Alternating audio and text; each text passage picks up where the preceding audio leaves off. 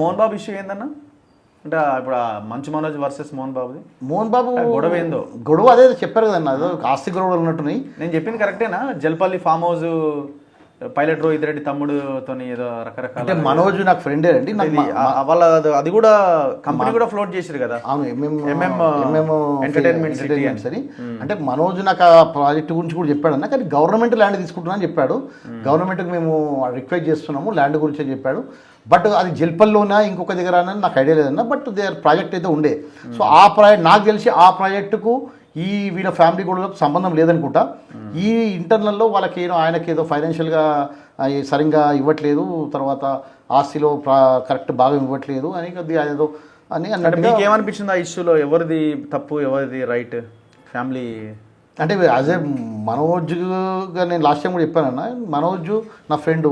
So Vishnu గారు వీళ్ళందరూ కూడా మంచిగానే ఉంటారు. కానీ